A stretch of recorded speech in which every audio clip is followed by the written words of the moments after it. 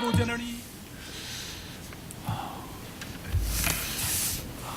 믿음은 바라는 것들의 실상이요 보지 못하는 것들의 증거다.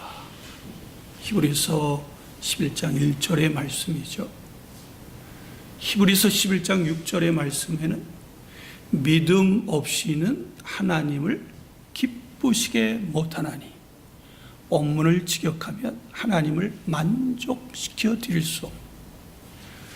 그러므로 누구든지 하나님께 나아가는 자는 그가 살아계시는 것과 살아계시다는 것, 그 얘기는 지금 나와 함께 하시다는 것, 지금 내 상황 속에 하나님이 함께 하시다고 하는 것, 내 상황이 잘 될 때도 하나님이 함께 하시고 반대로 안 나갈 때도 하나님이 함께 하신다고 하는 것, 그것을 믿는 것이고요. 그 믿음을 가진 자는 하나님께서 어떻게 반드시 상급, 그에 따른 보응, 역사하신다는 말씀입니다. 이사야서 41장 10절에 보면은 두려워하지 마라, 내가 너와 함께함이라. 그죠? 지금 하나님이 함께한다. 두려워하는 순간에도 하나님께서 우리와 함께하시는 거예요. 놀라지 말라. 그때도 나는 너의 하나님이 됨이라. 내가 너를 굳세게 하리라. 내가 너를 도울 것이고 나의 의로운 오른손으로 너를 굳세게 붙들어 주리라. 이것이 믿음이죠.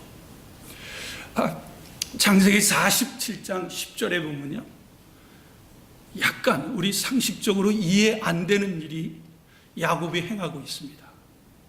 그 47장에는 어떤 장면이냐면 야곱하고 당시의 최고 강국인 애굽 제국의 왕인 바로하고 만나는 장면. 그리고 야곱은 자기가 살던 가나안 땅에 기근이 심하게 들어서 먹을 것이 없어요.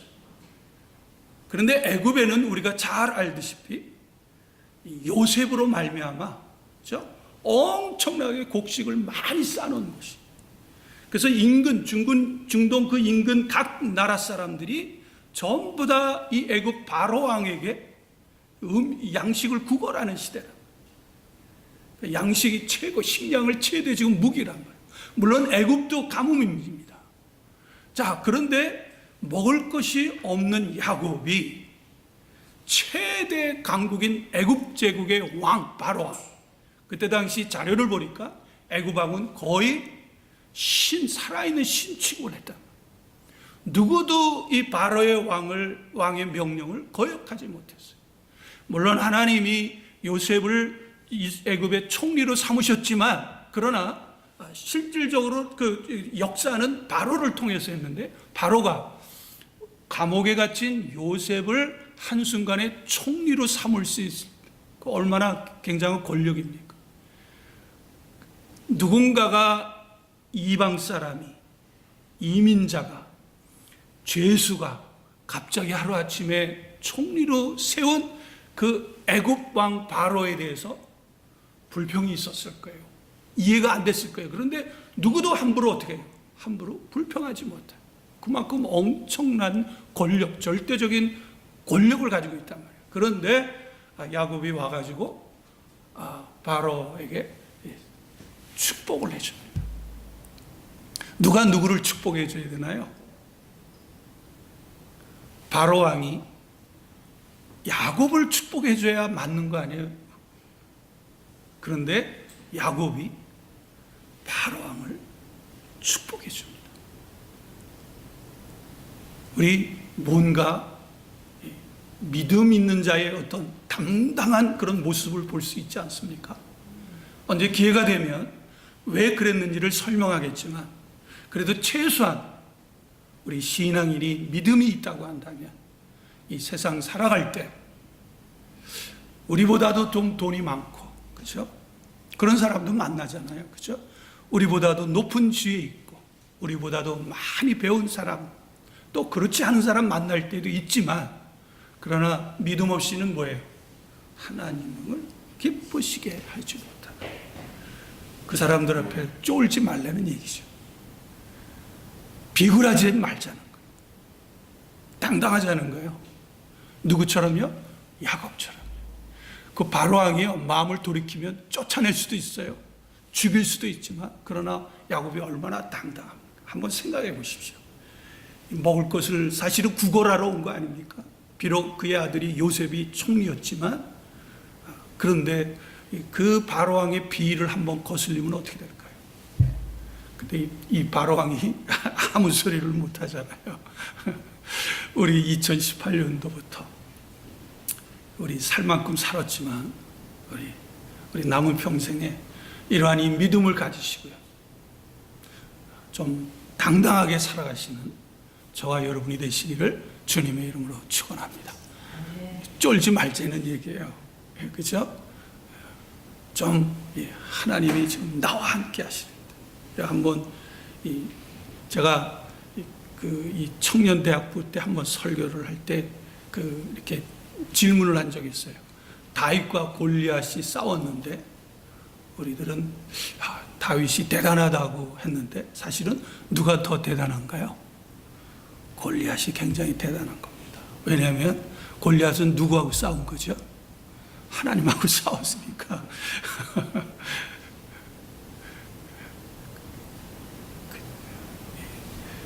골리앗은 그의 힘을 의지했지만 다윗은 뭐라 그랬어요?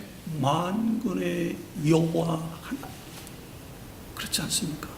두려워할 때 두려워하지 말라. 놀랄 상황이 왜 없겠어요? 그때 하나님께서 내가 너와 함께함이라, 나는 너의 하나님이시다라고 하는 이러한 믿음을 가지시고 이 혼란한, 그리고 이 정말 좀 힘든 세상에 좀 담담하게 살아가시기를 주님의 이름으로 축원합니다. 오늘 본문 이 1장 6절에 보면 아까 제가 말씀드렸듯이 하나님께로부터 보내심을 받은 사람이 있었으니 그의 이름이 누구라? 요한이라 그랬어요. 여기 하나님께로부터 보내심을 받았다라고 하는 말이 제가 원문을 찾아보니까 아포스텔로예요. 동사금, 이 명사는 뭐냐?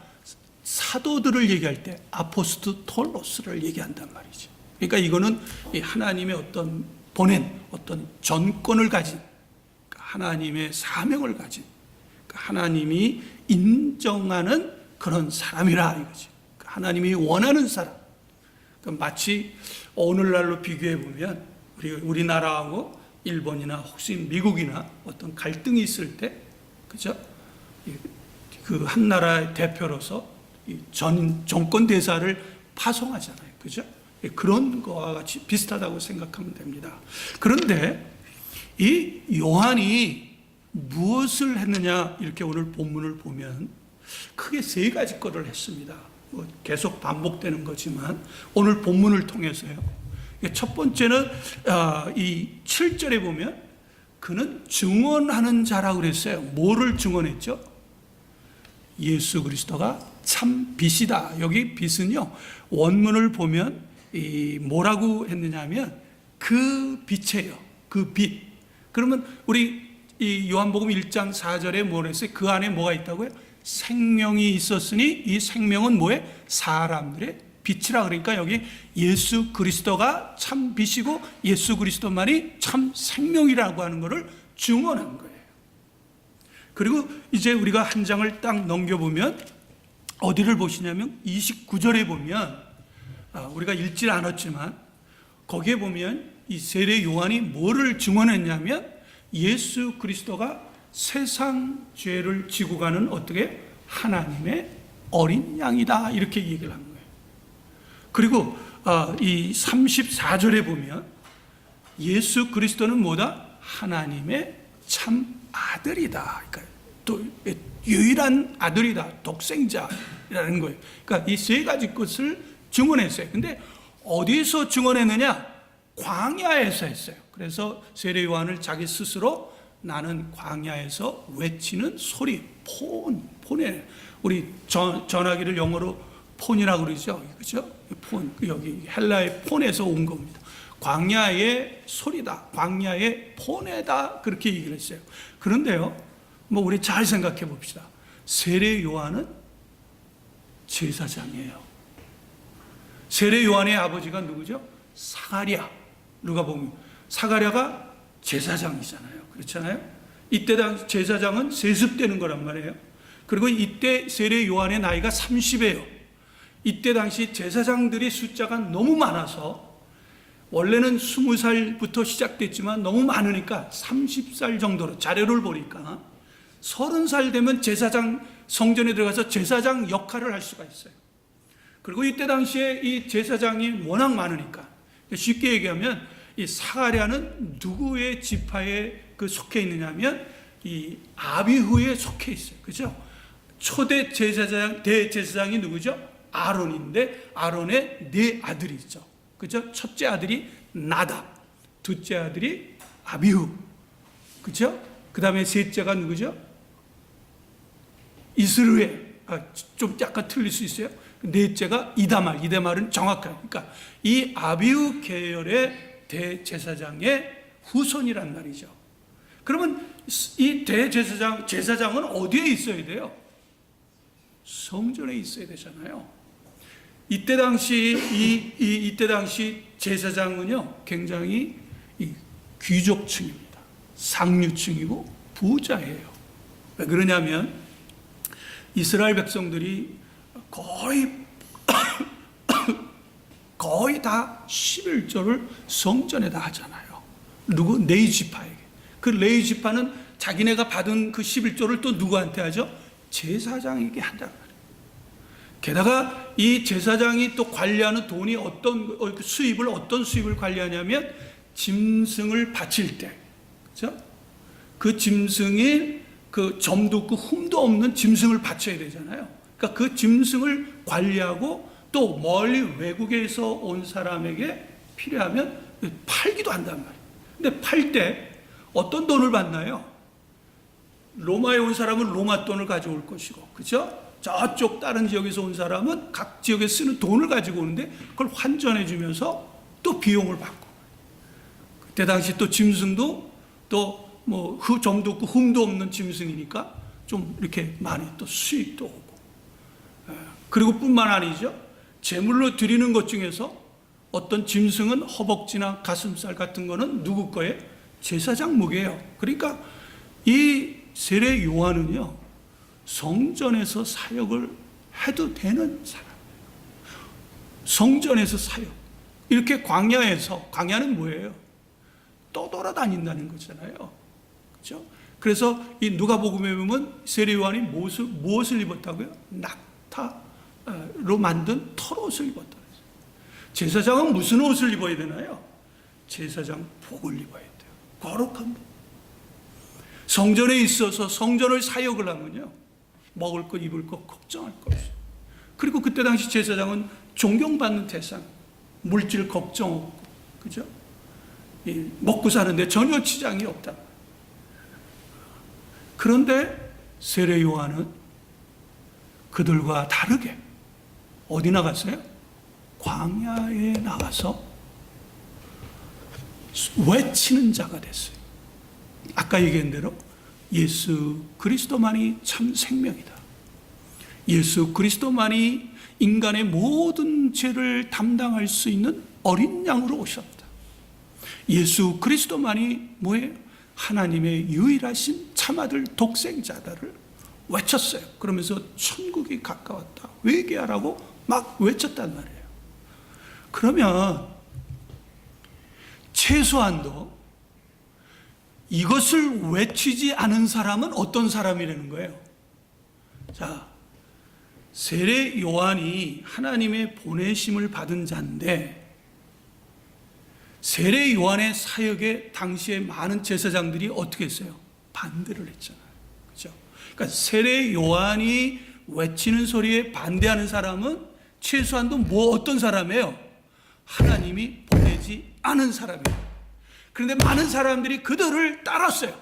그러니까 광야에 외치는 광야라고 하는 건 뭐예요? 뭔가 주류 사회에서 벗어나고 주류 사회가 타락하고 오염됐을 때, 그렇죠? 외로이 광야에서 올바른 얘기를 하는 그런 의미가 있잖아요. 그렇잖아요?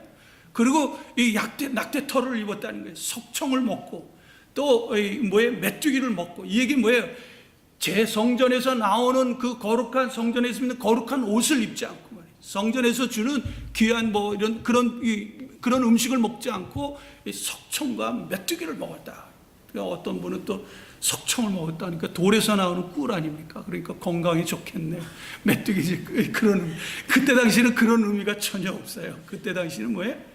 정반대의 개념이에요. 거룩한 제사장복을 입어야 되는데 세례 요한은 낙타털을 입었다. 낙타털의 의미가 있는 것이 아니라 성전에서 나오는 음식을 먹고 성전에 기거해야 되고 성전에서 편하게 사는데 세례 요한은 그러지 않았다는 거예요. 그러니까 세례 요한이 고행을 했다, 자기를 절제했다. 그래서 어떤 사람은 또 그렇게 해가지고 세례 요한처럼 우리도 금식하고 절제하자, 이런 그런 의미가 아니고 뭐를 했다는 거예요? 이때 당시에 세례 요한이 전하는 이 메시지가 뭐예요? 주류 사이에 어긋났다는 거죠. 인정받지 못하는 거죠. 그러니까 세례 요한은 이 광야에서 이렇게 이 외치는 것을 했다고 하니까, 그러니까 최소한도 세례 요한에 반대하는 사람은 하나님이 보내지 않은 뭐예요? 제사장이고 거짓 선지자고. 그렇죠? 그러면 오늘날은 어떤가요? 정말로 하나님이 보낸 그 선지자라면 최소한도 이 세 가지, 한마디로 하면 예수 그리스도만을 전하는 선지자가, 예수 그리스도만이 유일한 구세주라고 하는 것을 선포할 줄 알아야 돼요. 예수 그리스도만이 인간의 모든 죄를 담당하시는 그런 분이라고 하는 걸 선포하셔야 되고, 세례 요한은 뭐만 한 거예요? 예수 그리스도를 증거하다가 결국은 예수 그리스도를 위해서 사실은 감옥에도 갇히고 예수 그리스도를 위해서 죽임을 당했다. 오늘날 보세요. 오늘날 에큐메니칼이라는 운동, 예수님 외에도 구원이 있을 수 있다고 하는 사람들이 많이 있다는 거예요. 오늘날 제가 공부할 때도 어느 신학자 교수가 그런 얘기를 해요. 자기는 예수 그리스도가 자기 구세주라는 것을 믿는다는 거예요. 그런데 다른 나라에, 다른 사람들에게는 그들 나름대로의 구원자가 있을 거라는 얘기를 해요. 자, 그러면 이 사람은 어떤 사람이에요?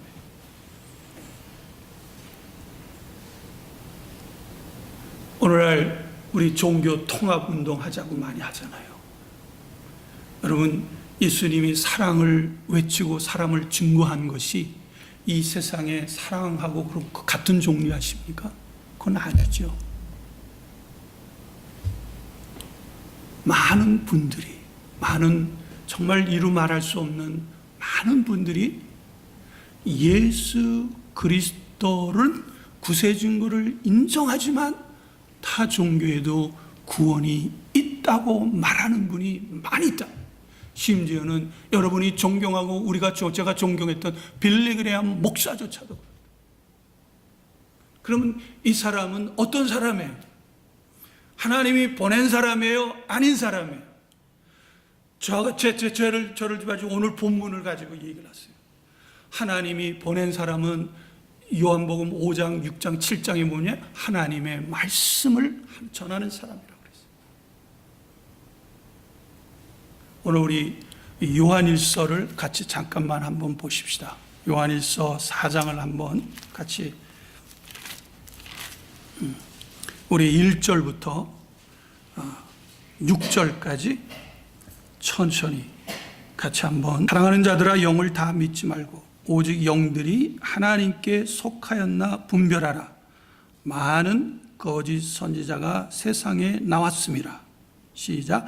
이로써 너희가 하나님의 영을 알지니 곧 예수 그리스도께서 육체로 오신 것을 시인하는 영마다 하나님께 속한 것이요 예수를 시인하지 아니하는 영마다 하나님께 속한 것이 아니니 이것이 곧 적 그리스도의 영이라.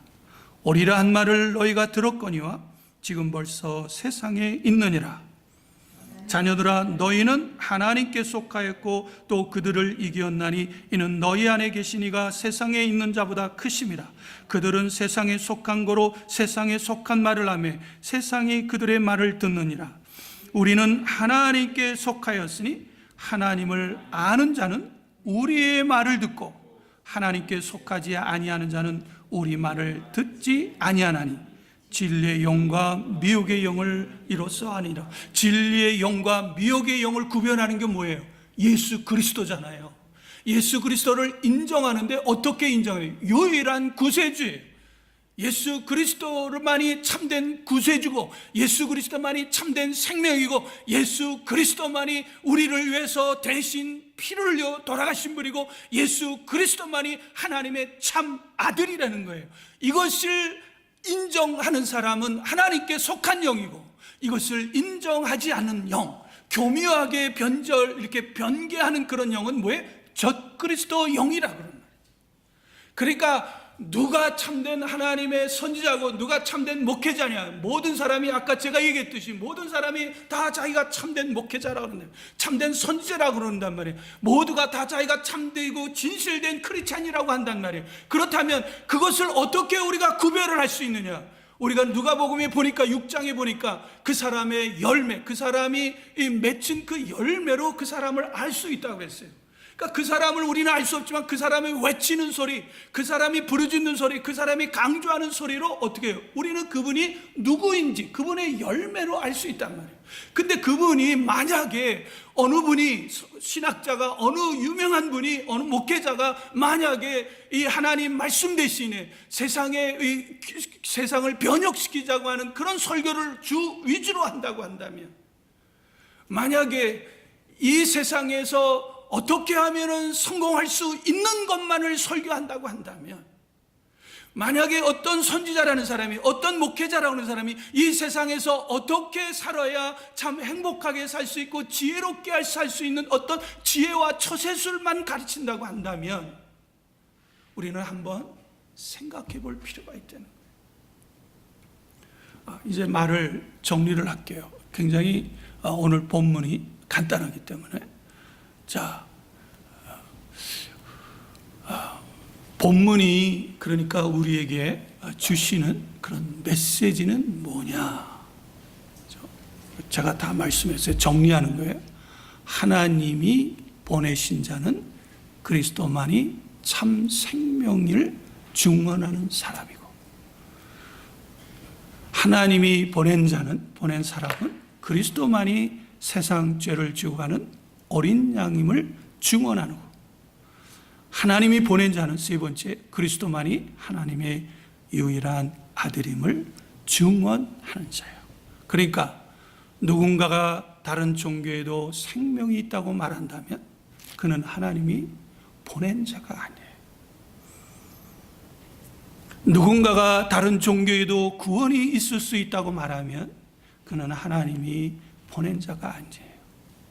하나님이 보낸 자는 그런 말을 할 수 없기 때문입니다. 따라서 하나님이 보낸 사람은 세상에 어떻게 하면 성공할 수 있는 처세술을 증언하는 자가 아니죠. 그렇죠? 어떻게 하면 세상에서 행복하고 또 유익하게 살 수 있는지 그런 지혜를 가르치고 증언하는 자가 아니에요. 오해하지 말 것은요. 그런 거를 전혀 배제하는 것이 아니에요. 주가. 그러면서 하나님이 보낸 사람은 때를 얻든지 못 얻든지 그렇죠? 늘 그리스도만이 참 생명임을 계속해서 부르짖고 외치는 사람이에요. 어느 날 이 스펄전 목사님에게 교인이 찾아왔어요.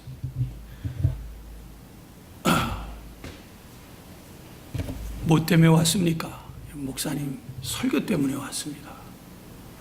그럼 내 설교에 뭐가 이렇게 좀 이렇게 뭐에 대해서 얘기하시려고 하십니까? 그랬더니 그 교인이 왜 목사님은 맨날 예수 그리스도만 얘기하지? 내가 목사님을 만나고 나서부터 계속 들은 설교가 예수 그리스도만을. 다른 목사님처럼 좀 세상에 사는 어떤 위로가 주는 말씀도 필요하지 않습니까? 여러 가지 얘기를 할 때 스펄전 목사님이 그런 얘기를 했다고 합니다. 성경이 뭐라고 얘기를 합니까? 성경을 하나님의 기록된 말씀은 주제가 뭡니까? 라고 도리어 질문을 했어요. 그러면서 스펄전 목사님이 창세기부터 요한계시록까지 성경은 예수 그리스도에 관한 얘기입니다. 그리고 나는 그분의 종이기 때문에 나도 다른 것을 하고 싶지만은, 나도 다른 것을 해서 성도들의 마음도 좀 얻고 위로도 주고 싶지만은, 그러나 나는 하나님의 종이기 때문에 예수 그리스도만을 전할 수밖에 없습니다. 이제 성도님, 앞으로도 그럴 것이고 계속해서 예수 그리스도만을 전하게 될 겁니다. 그랬다고 얘기를 합니다. 아프리카에 이제 파송된 이 선교사님이 아주 열정적으로, 그리고 그 아프리카의 원주민들을 정말 극진히 사랑하면서 복음 사역에 매진하는 그런 모습이 너무 아름다웠어요. 그때 약 2개월 동안 단기 선교 여행을 왔던 그 선교사님이 속해 있는 교단 목사가 그러한 그 선교사님 모습을 보고 이런 말을 했다고 합니다.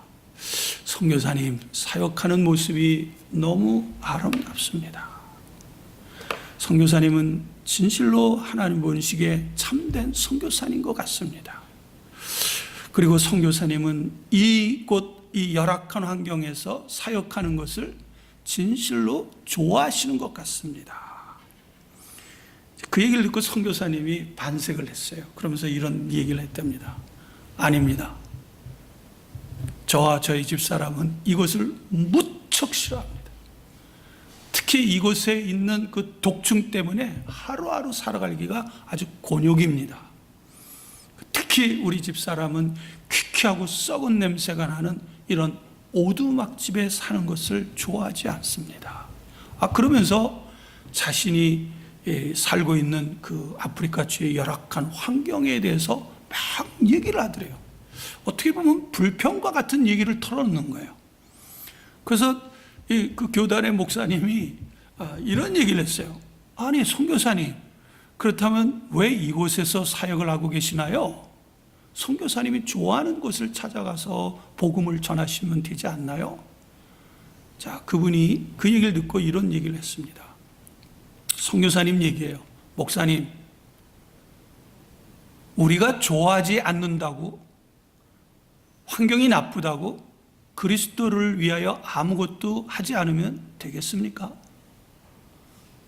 내 환경이 불편하다고 해서, 내가 좋아하지 않는 지옥이라고 해서 복음을 전하지 않으면 되겠습니까? 우리는 복음을 전하라는 명령을 하나님에게 받았습니다. 제가 이곳에 온 이유도 교단의 목사님들 중에 아무도 이곳에 오지 아니했기 때문에 제가 온 것입니다.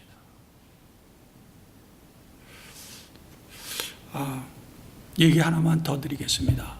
그 6.25 전쟁 때요, 특별히 한센시병, 나병 환자 수용소에 전심으로 사역하는 미국에서 파송된 간호사 선교사님이 계셨습니다.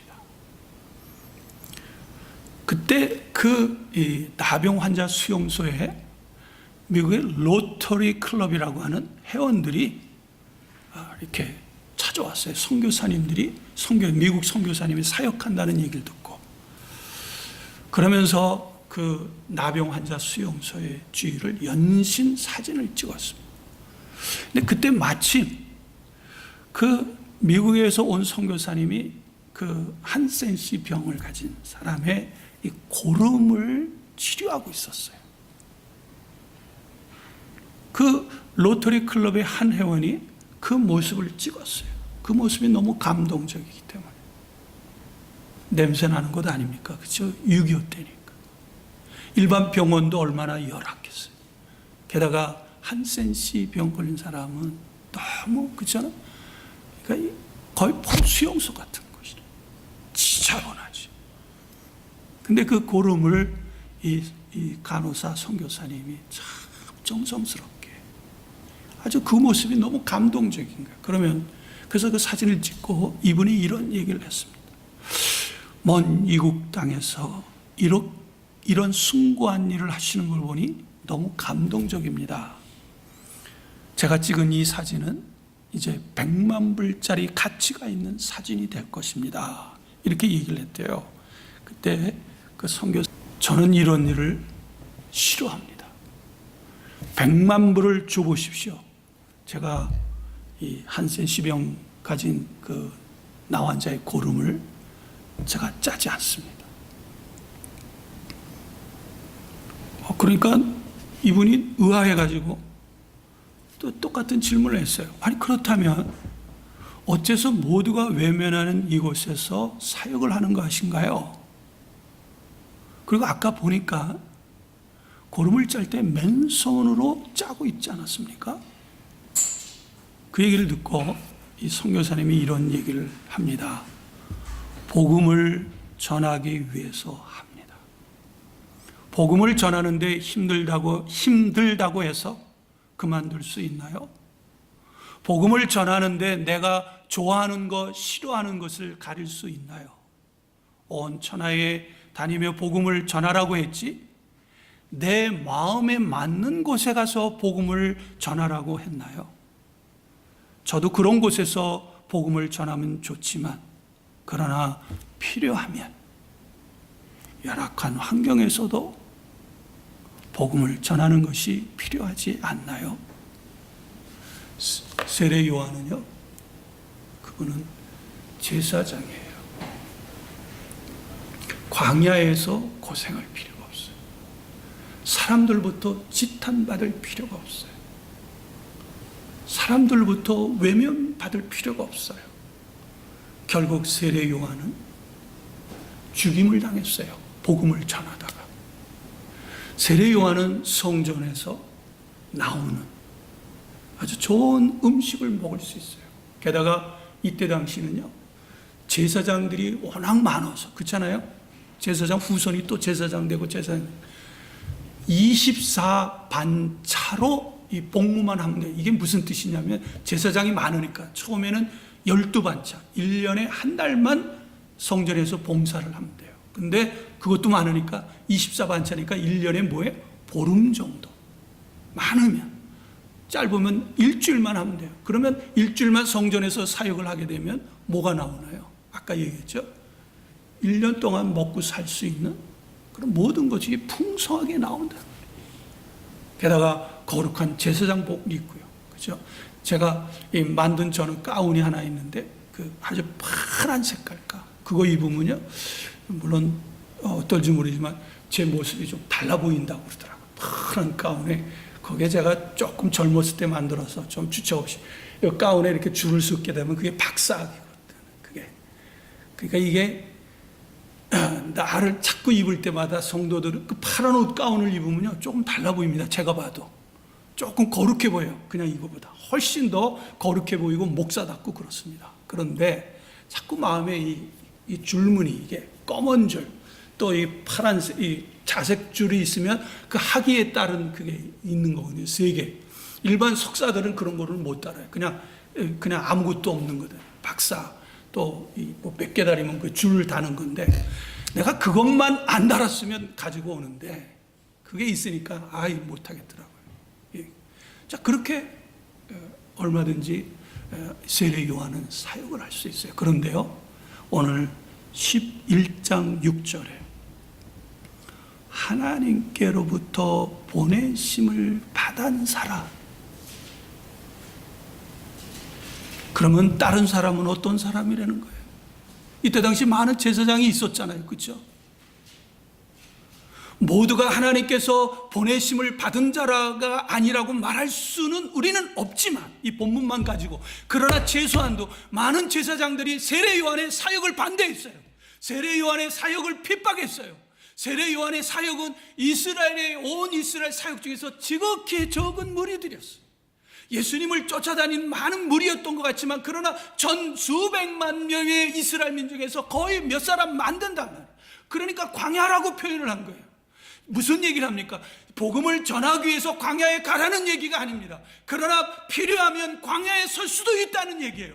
필요하면 석청도 먹을 수 있어야 되고, 필요하면 메뚜기도 먹을 수 있어야 된다. 메뚜기를 먹고 석청을 먹는 것이 중요한 것이 아니라 뭐 때문에요? 복음을 전하는 그 사명. 왜? 하나님께서 보내심을 받았다고 한다면.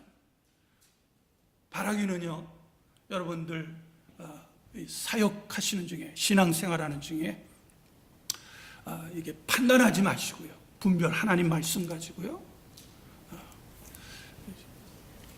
저분이, 내가, 저 사람이 참된 하나님의 보내심을 받은 자가 인가 아닌가는 예수 그리스도로 분별하시기를 주님의 이름으로 축원합니다. 여러분 마음대로 하지 마시고요, 그죠? 그건 여러분의 판단이니까. 아, 이분이 훌륭한 분이다 했을 때는, 그 훌륭한 분이다, 참된 목회자가 됐을 때는 뭐가 들어가야 돼요? 예수 그리스도. 우리 잠시 한번 하나님께 기도하는 시간을 갖겠습니다.